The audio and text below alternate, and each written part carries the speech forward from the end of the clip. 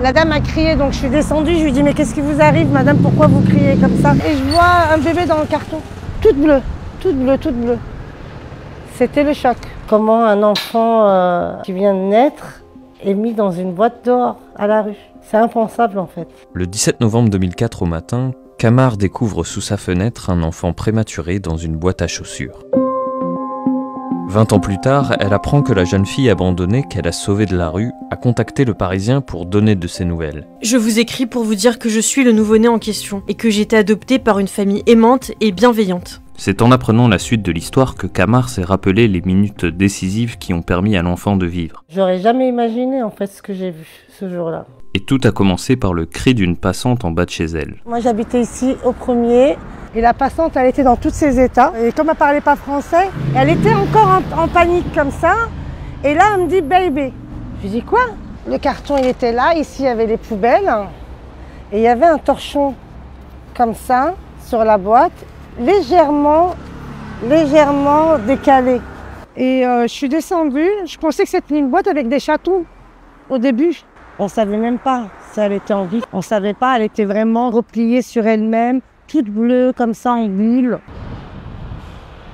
La première chose qui m'est venue à l'idée, je dis comment à l'extérieur, en plein hiver, et en plus il y a des chiens, des chats, des rats qui passent.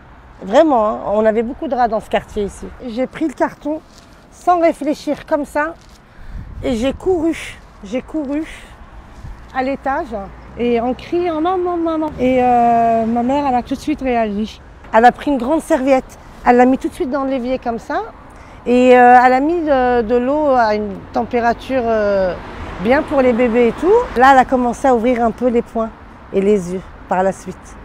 Et là, on s'est rendu compte qu'elle était bien en vie. Très vite après ces gestes de premier secours, les pompiers arrivent sur les lieux. Ils constatent que l'enfant est en hypothermie sévère, que sa température corporelle a chuté à 32 degrés. Mais heureusement, une fois soignée à l'hôpital, la petite est mise hors de danger. Et là, on l'a vu chouchouter avec les infirmières. À l'hôpital, ils l'ont baptisée Anaïs à l'époque.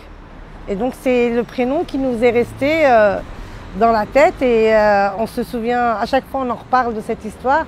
On dit qu'est-ce qu'elle est devenue Anaïs. Enfant placée à la DAS, Anaïs est adoptée à l'âge de 4 mois le 12 mars 2005 par Pascal et Alan, un couple installé dans le sud de la France. Au moment de la recueillir, les deux parents lui donnent alors le prénom de Jade. On était contente de voir ce visage.